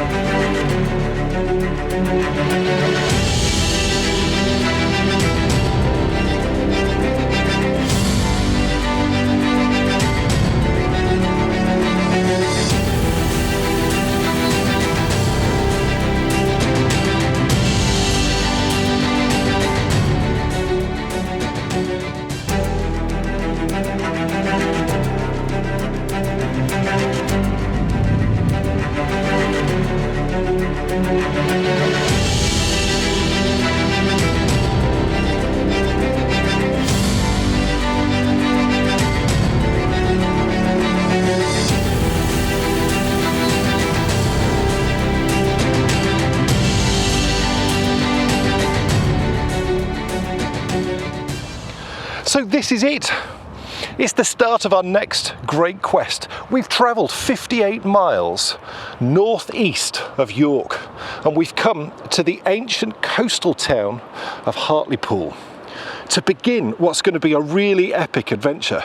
But what exactly are we going to do this series? Well, over the next 9 episodes, we're going to visit monasteries all over Yorkshire, my hometown of Yorkshire, and we're going to take a walk in their absolutely amazing grounds, and we're going to learn the story of the monasteries, but also we're going to be learning the story of the history of England from really the Middle Ages right the way through until the time of the Tudors, because that story is actually intertwined with the story of the rise and the fall of the monasteries. But we're starting here today at Hartlepool because this is a place which once was home to a lady who had a very important part in really sort of triggering the rise of the monasteries. Without her, some historians argue, none of what happened afterward, none of what we're going to see in this series would have been possible. Her name was Hilda, and this was a place which she once knew well.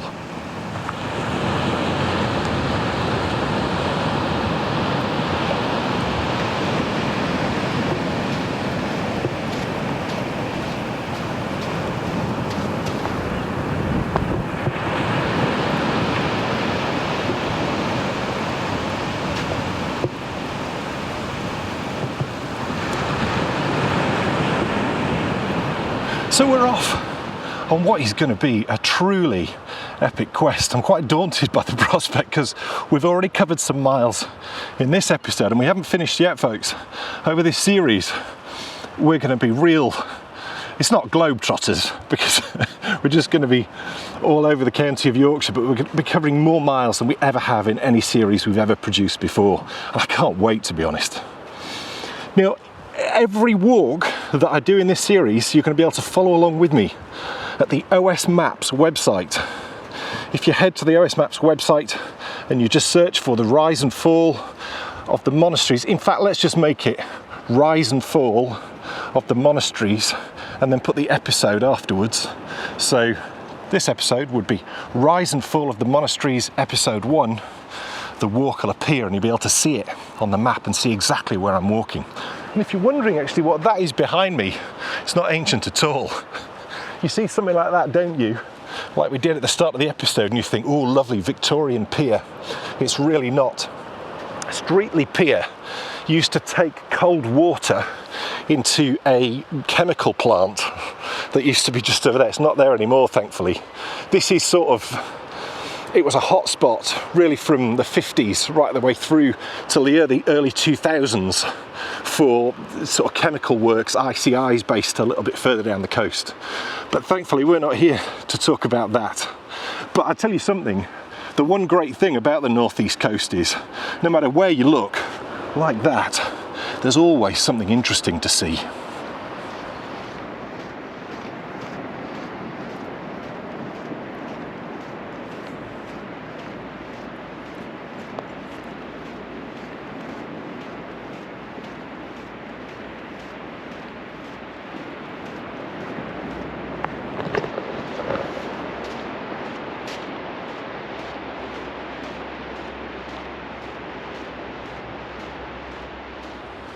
This place actually became known as Stag Island, and the name really lives on to this day because the hart in Hartlepool is derived from the ancient word for deer, which was heret.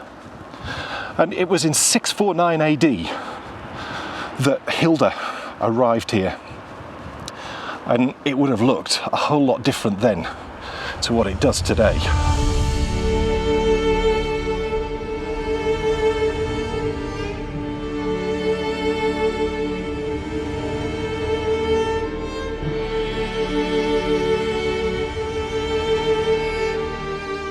Following the withdrawal of the Roman Empire 240 years earlier, Celtic tribes began to re-establish themselves after hundreds of years of Roman rule. This would have been a brutal time as rival tribe fought against rival tribe to claim the best real estate.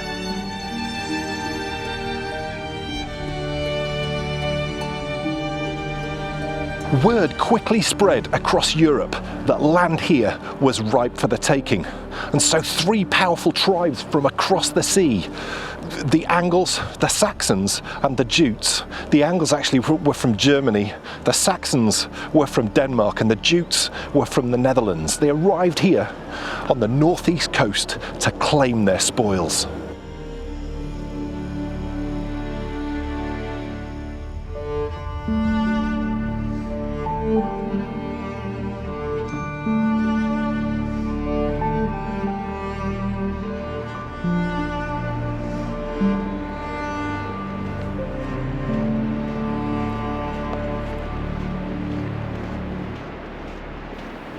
But in 649 AD, all this was just beginning.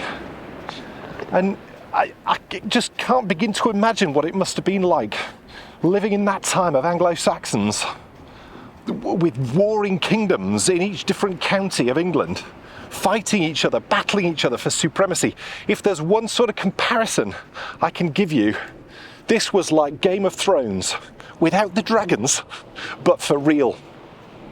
And you also have to remember that this was a time in the world, in humanity, when we really didn't understand the laws of physics. We didn't understand how the body worked, and we certainly didn't understand medicine. So it's no surprise, is it really, that into that maelstrom sprang the religion of Christianity.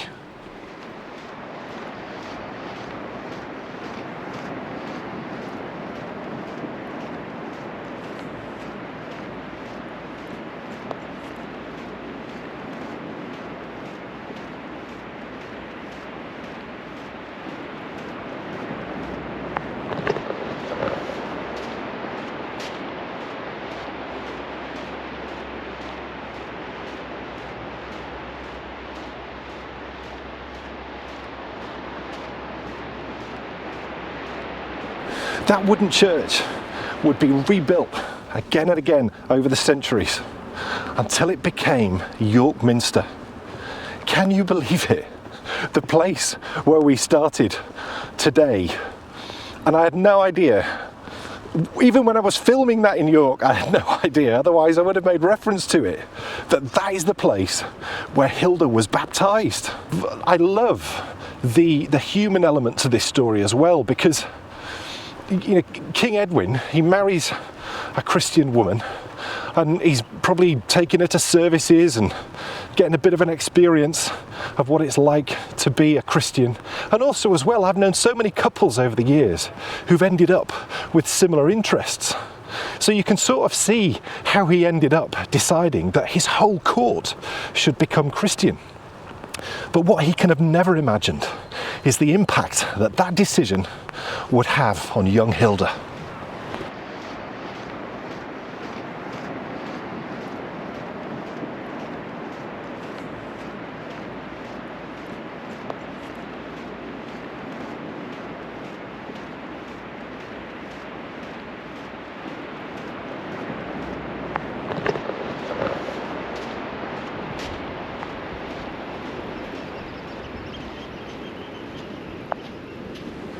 And I think it's really important to remember that fact.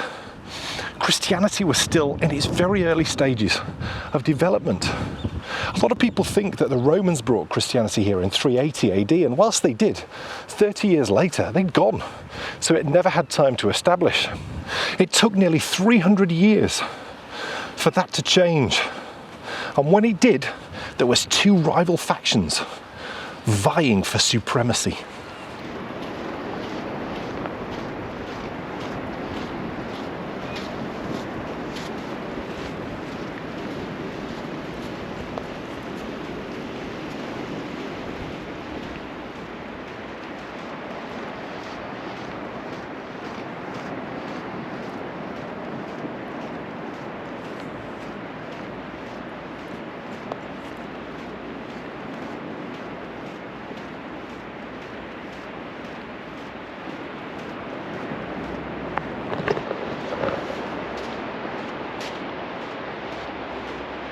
The problem was, Patricius was going it alone, but he did do a phenomenal job because his teachings spread all across Ireland, into Western Scotland, and then into England. Now, Patricius, or St. Patrick as he came to be known, believed in small monasteries with simple wooden churches, more like a sort of barn, and then surrounding that very simple wooden huts, a very simple lifestyle. And the town that we're arriving in now, Hartlepool, was one of those early Christian communities. And in 649 AD, Hilda arrived here to become its abbess, its leader.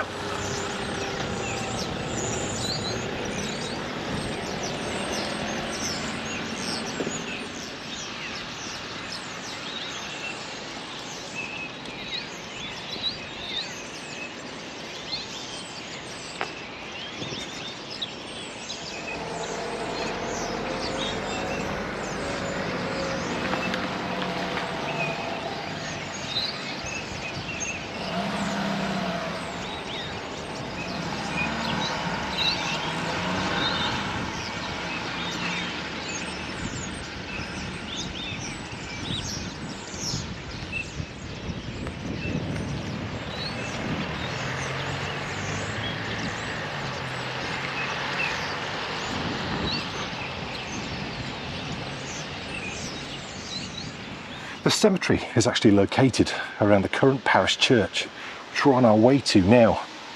When Hilda arrived here, things really couldn't have been more different. That huge forest was still here. There was little else here really, apart from the monastery. And when I say monastery, I think of those spectacular buildings that we saw at York and that we're going to visit throughout the series. But here, it really could not have been more different. It was a simple wooden church, looked like a barn, but let me tell you, that church does not look like a barn today.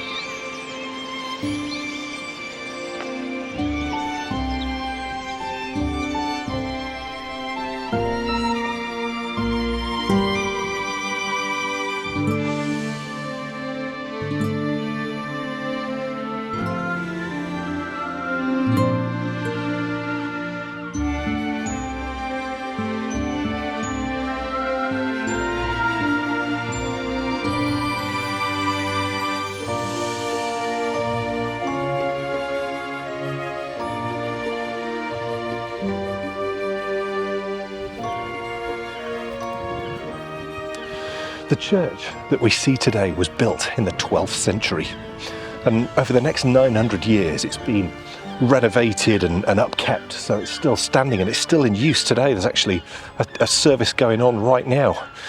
Now, we don't know for certain, but if we look across the country and we look at the way churches were normally built, they're normally built on top of an existing site. So historians are fairly certain that Hilda's original church would have stood on this footprint. And it was from here that Hilda started to lead her community from Hartlepool, and she did such an amazing job. She was chosen for promotion, and she was asked to lead a much bigger monastery at a town called Whitby, about 50 miles south of here.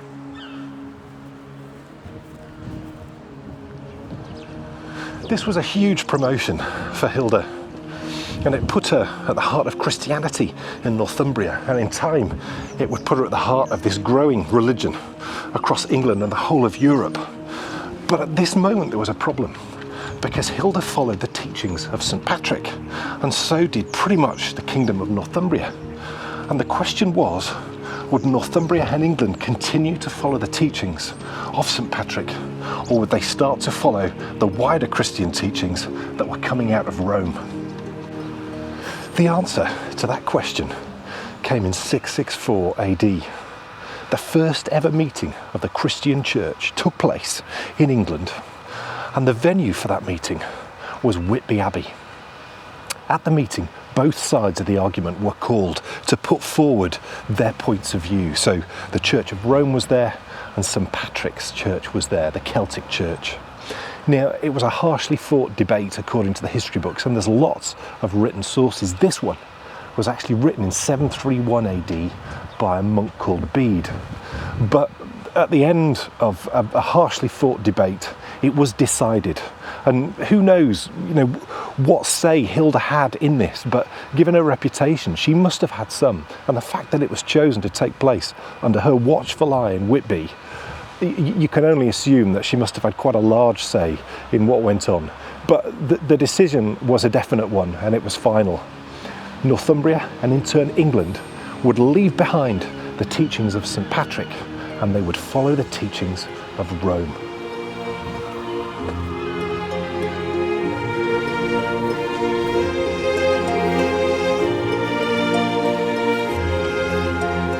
That one event laid the foundations for the architectural explosion that would take place in the rise of the monasteries. Now, whilst Hilda is celebrated across the world as the patron saint of learning, and also for her work here at Hartlepool and at Whitby, it's for her role in empowering the monasteries, the buildings that this series is about, that I think is her greatest legacy. And when I see it in part 2, we're going to be taking a look at one of those buildings. So I'll see you later on in the show for more Rise and Fall of the Monasteries.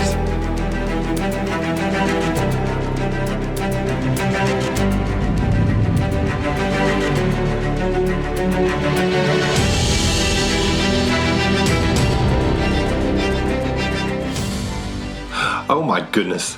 What did you think? Do you love it? What about that music? The music. I mean, Isn't it amazing? that's the most music, and this whole season will feature the most music that we've ever featured in anything that we've ever produced, and all down to my wonderful brother. Yes. We played a little teaser to this. We played the first 6 minutes. The first 6 minutes of what you just watched, we played it on our Patreon exclusive show, which we broadcast on Sunday. It was our Valenvent launch show, and we played it, and I mean, it was quite emotional. It was really emotional because, I mean, I'd seen it before. You'd obviously watched it a million times before when you'd been editing it. But because we knew loads of people were watching it for the first time, we were like, oh gosh. Some people like it. You know, we couldn't speak to each other, could we? When it was, because I could see Dan was getting emotional. That was making me emotional. I'm like, right, okay, let's just concentrate. But it was amazing, and everybody loved it. So what was so funny was, really hope you liked it. What was so funny was, at the back of that, some really sort of funny questions came. For example, one person said, "Who did the sound editing?" It's amazing, yeah. So, you know, just to be absolutely clear, so you know, Dan does everything. So Dan's brother Dom, he did the music, but then Dan does everything. He films everything. He cuts everything together. He edits it all together. He arranges all the sound. He does everything. Yeah. So that was the first thing which I really sort of chuckled about. And then the next one, we had a message from someone, and she said, "I showed this to my husband, and he said, 'That guy did that.'" It made us laugh. Yeah. I know how it's meant. I totally get how it's meant. But flattering, isn't it? It's so really funny, flattering. isn't it? Also, to think of it the other way. Yeah. I mean, it really makes me smile. I told our daughter a couple, and she's like, "Oh my goodness, they can't say that." I said, "No. It's not meant in the way." You've got to take it in the way that it was meant. Yeah. Not the way it actually sounds. Now, we've not even got to an abbey yet. What I really wanted to do in this first episode is sort of lay the groundwork for everything that comes afterwards, and that's what Hilda did. I mean, how amazing is that?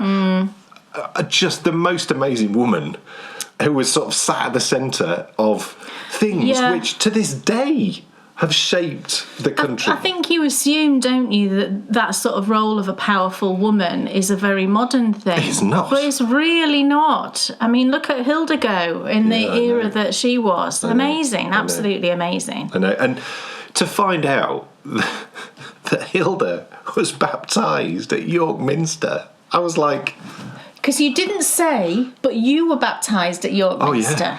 Dan didn't say on the show, but Dan was also baptised in the crypt. Was it in the crypt? It was. Yeah, in York Minster. I was baptised. I mean, you were baptised and confirmed at the same time, weren't you, or something? Yeah, I was, by the Archbishop of York. Yeah. Number 2 in the Church of England.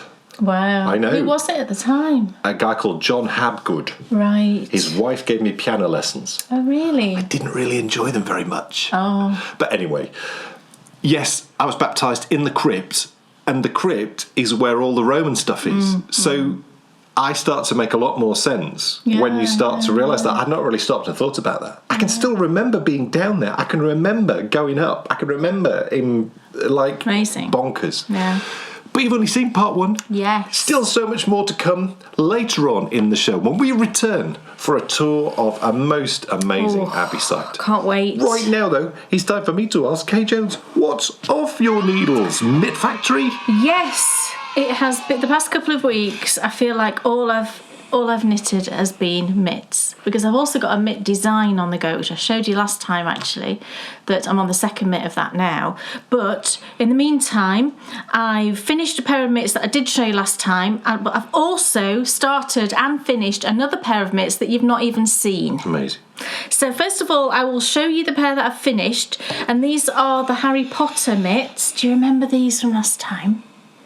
Oh, lovely. I finished these now, so I'll pop them on. I had very little yarn left, and I had so little left that actually what I had to do for the thumbs, I didn't have the right colour. When I went back and picked up the thumbs, I didn't have the right colour to sort of finish the thumbs off. So I just used black. Can you see? I think it's okay, isn't it? The girl that they're going to, she won't care that the thumbs are black.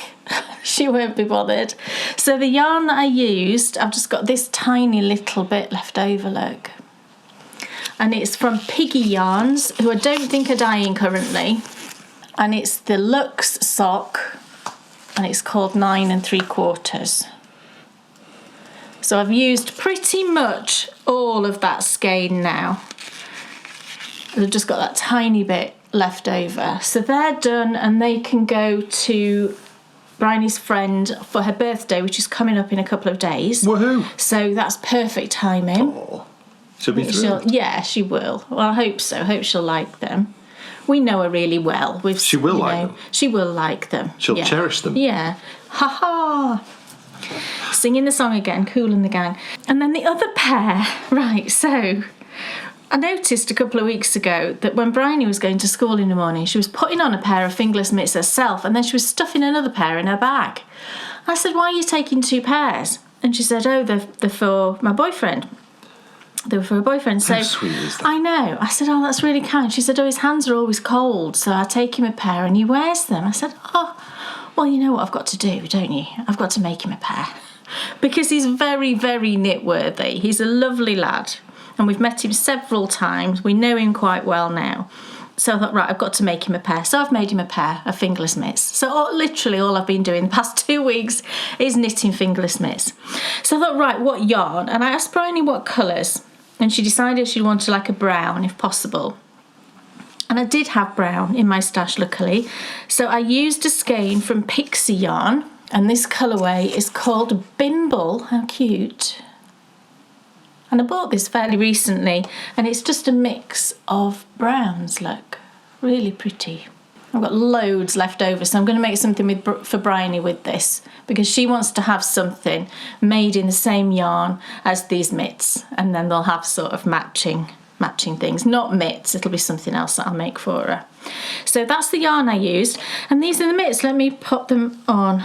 They have been washed and blocked, and I've made the hands a bit longer because he's got really slim but quite long hands.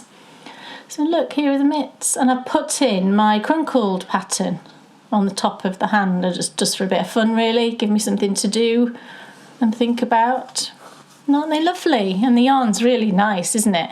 So it's a pair of fingerless mitts. So the thing with this yarn was intended for something else, isn't it? I mean, it's really lovely, look. I intended to use this yarn for the series of platinum patterns that I'm working on. So I ordered another skein of it in the same colourway, but it was a completely different colour. It's the same, and I'm only mentioning it really because just in case, I mean, I don't know really, but it's the same colourway, look. But when it came, it's got purple in it. It's got quite a distinct patch of purple. Can you see that? And this one is just brown. So I was like, well, that's completely different.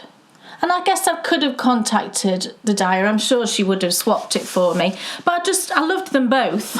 I loved them both, so I thought I'll just use them in different projects. But I suppose that's the thing with hand-dyed yarns. I think possibly what happened, because I think when I bought this, it was a one of a kind. And then she must have thought, that's really nice. I'll run it as She can't have thought it was that nice. a normal colour, but then she's changed it and popped purple in there, which is lovely. But I didn't have any purple in this one.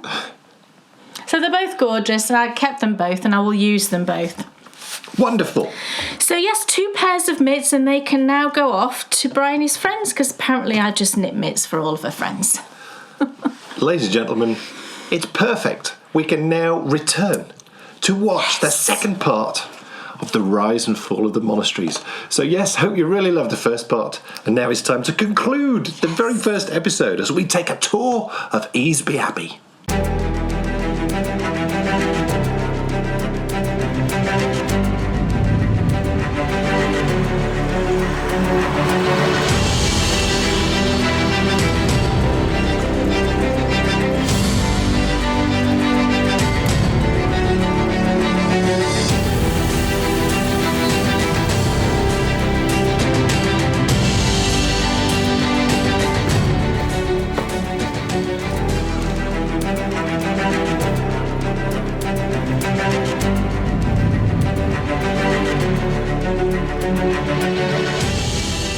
Welcome back everyone to Hartlepool and the first episode of the rise and fall of the monasteries.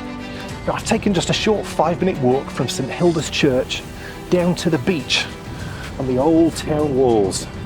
And whilst it's easy for us to look back through the generations and to realise that the events that Hilda was part of in 664 AD were integral then to the rise of the monasteries, to her, she would never actually go on to see any of the wonderful buildings that we're going to visit in this series. That event in 664 was just the first grain of sand in the rise of the monasteries. Now, over generations, each one of these monasteries was built and was developed, and they're all unique, but they do all have one thing in common. No matter which one you go to, a little bit like Roman forts, they're all laid out in a very similar way. So I thought it would be fun, before we take our first proper visit to a monastery, that we went and just took a look at how they're laid out. And we'll find out a little bit about what went on in each part of a monastery.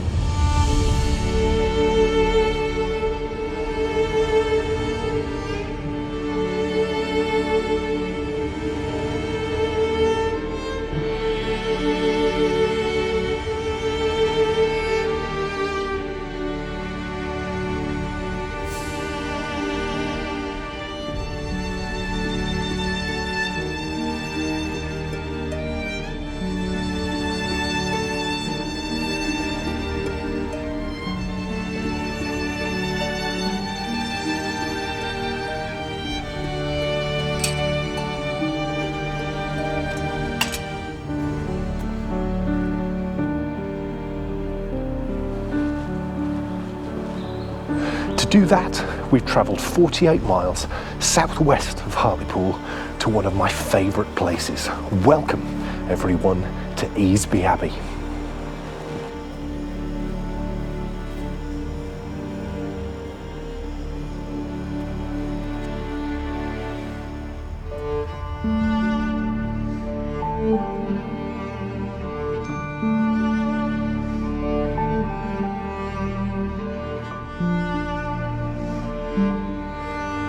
Now folks, don't panic. Today is all about orientation. I'm actually going to use Easby as an example for how all abbeys are laid out. That way, as the series progresses and we visit a cloister, you'll know what it was and what went on there. We're going to come back to Easby later on in the summer to discover its story. I say that because we're not going to get into the story of Easby today. Today's all about what went where, and we're going to start right here in the Abbey Church.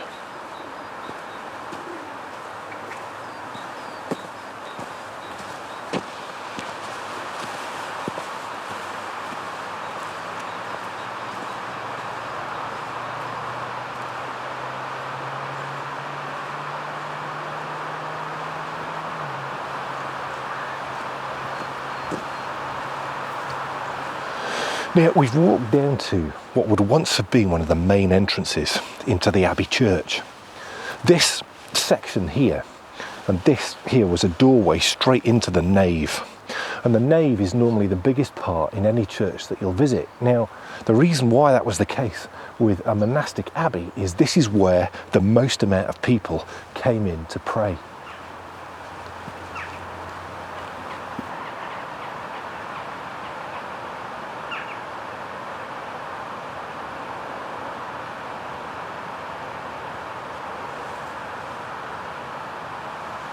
Very much like modern day churches, there once would have been long benches set either side of a central walkway, and at the top of the nave would have stood an altar. Separating the nave from the rest of the church, there was a huge wooden screen round about here, with a door in the middle that you could walk through. As we come out the other side, we enter the most sacred part of the church. This is where the choir monks dedicated their time to prayer. To my right, we find a southern extension, and to my left, we find a northern extension. These are the transepts, which were full of small private chapels. These chapels were paid for by local wealthy families who wanted prayers said for themselves and their loved ones every day as regularly as possible. The more you paid, the more they prayed for you. I suppose someone had to pay for all this, didn't they? And as we leave the transepts behind, we enter the most sacred part of the church. This is the choir.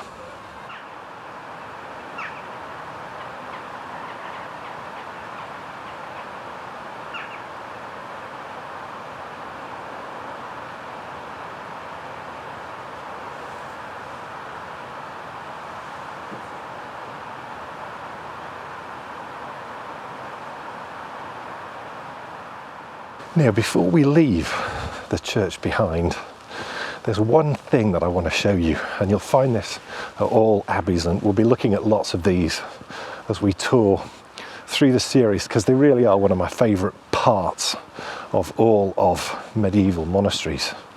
Now, services were held at all hours of the night, and so the monks needed a quick and easy way to get from their dormitory down into the church. And what every church has, every monastery has, is they have the dormitory stairs. This was the stairwell that was used by the monks at truly ungodly hours, funnily enough, to get down to do their services. And here it is, look at this. Now, what you're looking at there is 12th century, and I think it's absolutely gorgeous. You've got to wonder, haven't you, how many tired footsteps came down those stairs over the course of the hundreds of years that this monastery was in action. I'm sure lots of them were very keen to come down those stairs, but I'm sure lots were wishing for another 5 minutes in bed. It's wonderful stuff, isn't it?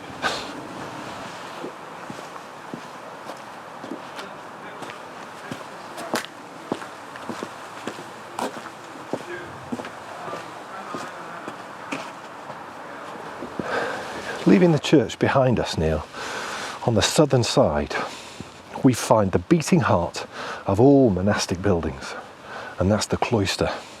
This was a very special place because it was an open area in the centre of all the monastery's buildings. And the best part about it was there was a covered walkway around that open area. So even if it was raining a bit, I could still get outside and get some exercise and not worry too much about getting my vestments wet.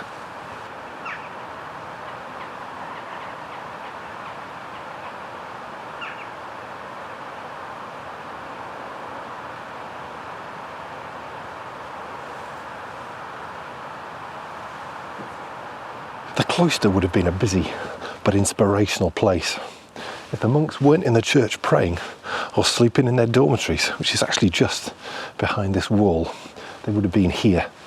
Desks were positioned all along one side for study and for training of novices, and there would have been people walking here and talking or contemplating. And also, every building that empowered abbey life was positioned directly off the cloister, so it made it really easy to get from one place to another.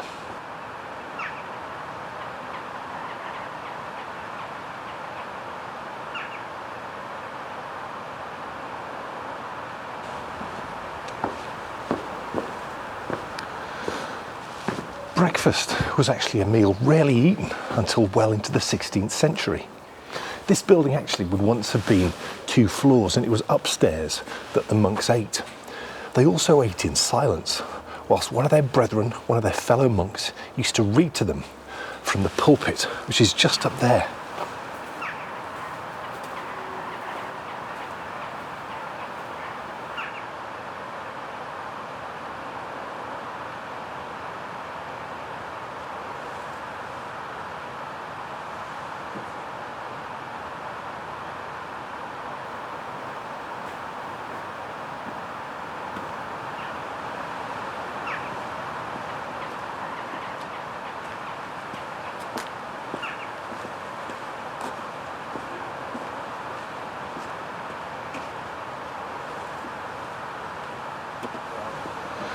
All the abbeys that we'll visit in this series were run by men, and the man at the top was called the abbot, and this was the place where he used to meet with all his most senior monks.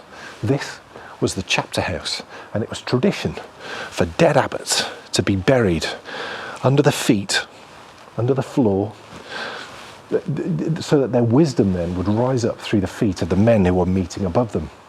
Now, as we'll find out when we get later on in this series, at the height of their powers, monasteries were covering and governing huge swaths of land and people through the jobs that they were creating.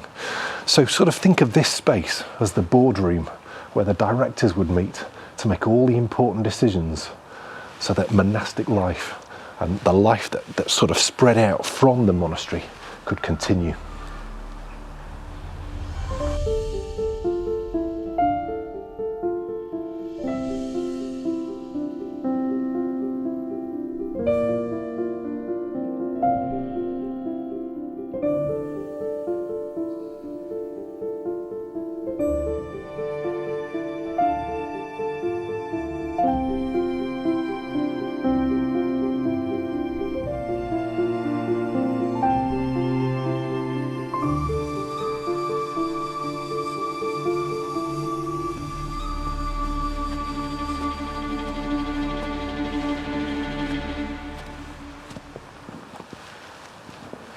So we've taken a look at arguably the busiest parts of the monastery, and we'll find the chapter house, the refectory, the dormitory and the church in exactly the same place in every abbey that we'll visit. But there's one more really important place to go take a look at, and that's the infirmary, or the hospital as we know it today, and we'll find it down here.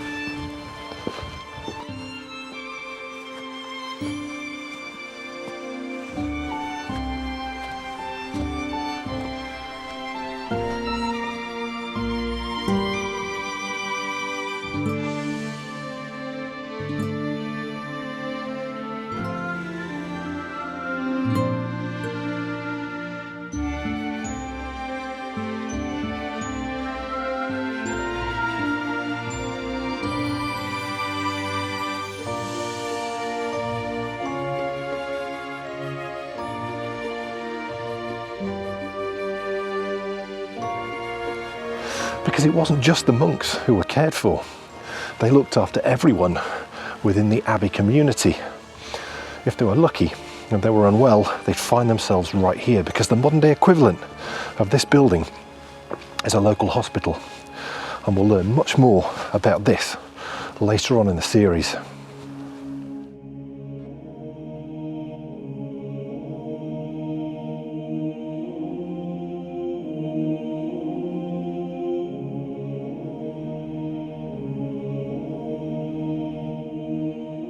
The final stop on our abbey orientation is the abbot's house, and we're walking straight down the basement of it now. Now, the abbot was of course the man in charge, and he was the only person who had any form of privacy, and that was because he would regularly have to meet with the lords who were paying for all of this, all the wealthy people who were paying for the chapels. They would come in and they would see him, and he would have meetings, and they would take place here. Now, he used to live and work in a floor now that's long since gone. It's on the second floor here. But those holes in the walls that you can see once supported the beams which held up the floor which the abbot would once have walked across.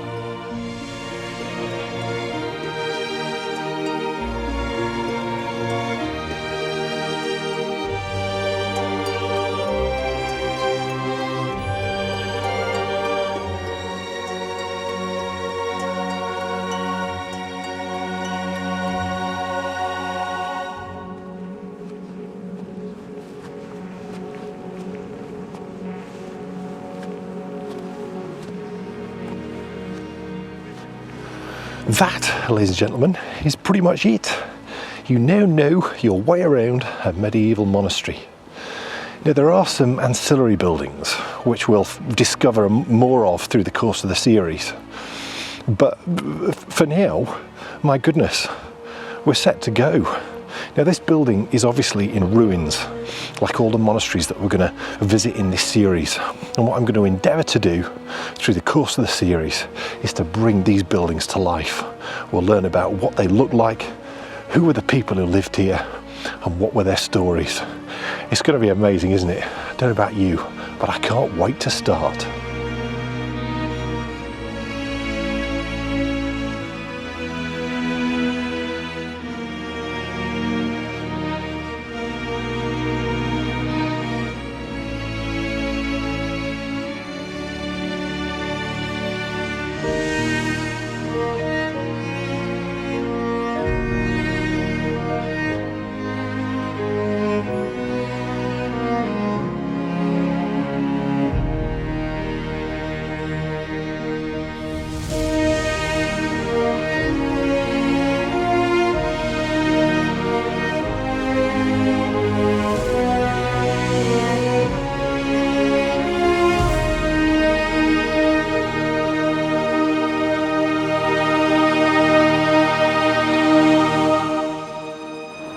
So that's it.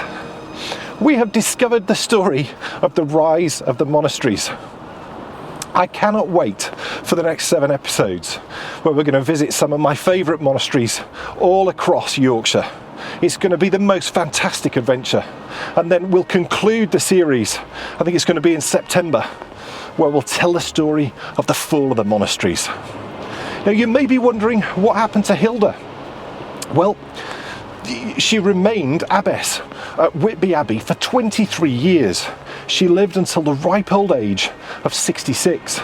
And whilst that might not sound very old to you and me, back in those days, really it was still sort of the Dark Ages, early Anglo-Saxon period, old was 30. So to live till 66 was just outstanding. But her name has lived on, because she was venerated, she became a saint, and now schools and colleges all over the world are named after her. She may be gone, but she's far from forgotten.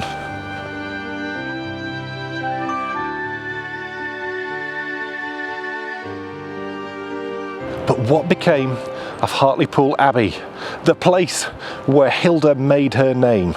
Well, that's a story that we're going to conclude later on in the series. Right now, all that's left for me to do is to thank you so much for joining me on what has been the biggest episode of anything I've ever produced in my life, and I hope so much that you've enjoyed it. And this is just the start, because I'll see you next time for more Rise and Fall of the Monasteries.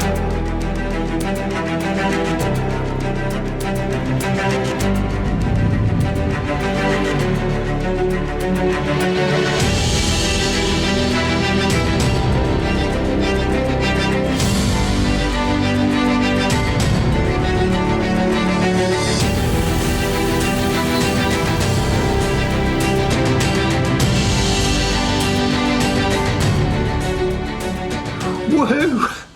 What a start! You now know exactly how an abbey is laid out. Yeah, and isn't that was fascinating? good. That was really good. It's fascinating, isn't it, to know? I kind of had an idea from the number that we've been to, but I think when you're down on the ground and you've just got little low walls to look at, it's really hard to sort of picture it. But from up above like that, I think it's brilliant. Amazing view. Amazing view. Yeah, it's a beautiful location, that abbey, isn't it? Just so right, gorgeous. On the river, that's obviously why they built it there, for the water supply. That's right. I mean, that though, it really is the tip of the iceberg, because every one of these places, whilst they have a similar layout, they're all completely unique. It's just wonderful. So it's just going to be so looking forward to this series.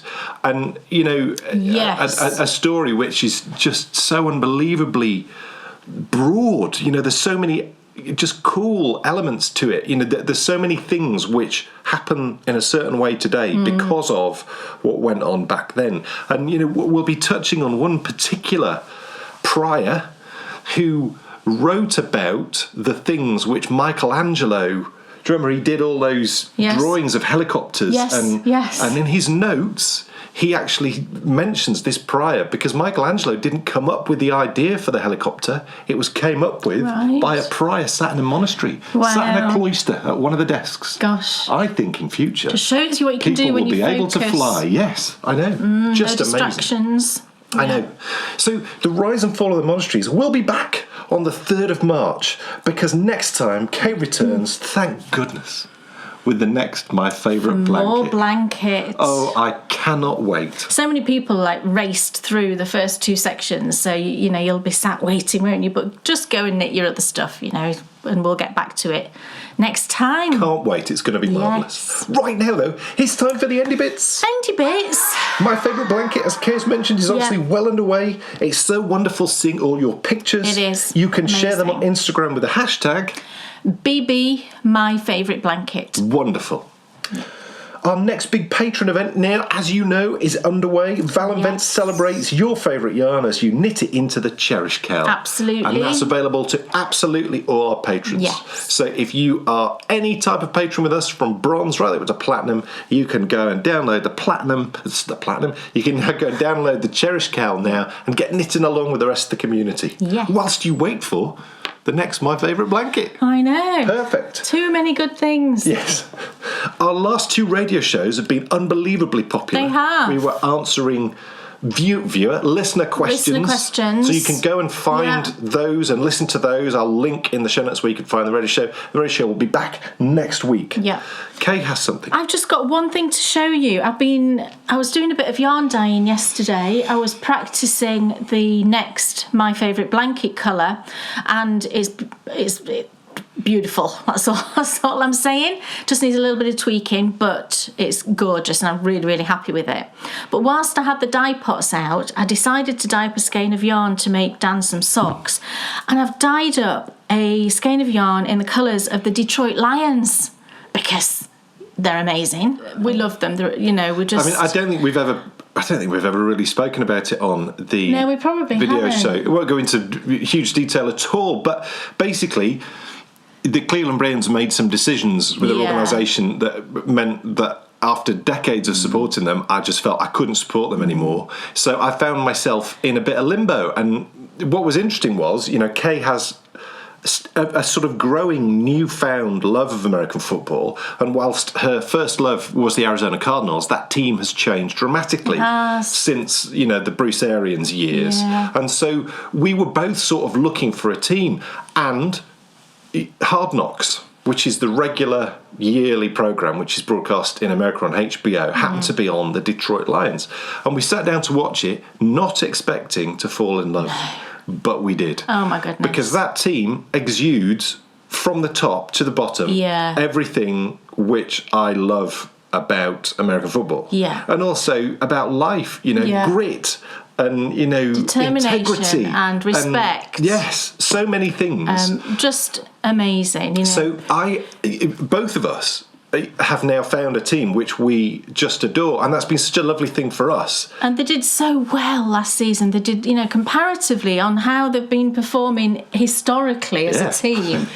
They did so well last season, and they just missed out of the playoffs. They're building something very special. Really close on the playoffs. So I decided to dye up some yarn, and the Detroit Lions are like a blue and a grey and white.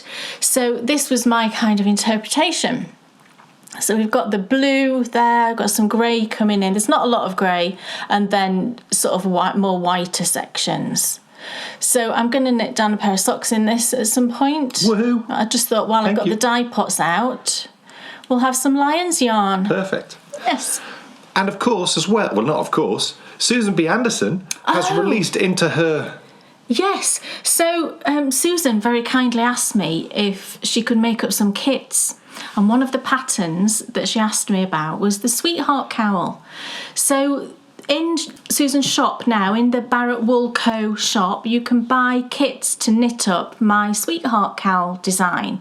So what Susan did is she took my pattern and then she's knit it up using 10 colours of her fingering weight yarn. It's called Home Fingering Weight, and it just looks fantastic. It's sort of pinks and purples, really, really pretty. So you can buy kits for that in Susan's shop, and then you just need to pop over. If you've not got my pattern already, just pop over to Ravelry and purchase the cowl. And then you can knit yourself a sweetheart cowl using Susan's yarn. Beautiful. So I'm just thrilled that she wanted to do that. And Susan's version, she's posted several pictures actually on Instagram of the version that she made, and there's photos on her website as well. It just looks fantastic. Amazing. So yeah, really thrilled about that. Folks, that's it. My goodness, what a show. Yes, after walking the wall, we finally know what we're doing in 2023. We do. We'll be charting the history, pretty much, of England as we visit all those wonderful monasteries and discover the stories that are attached to them.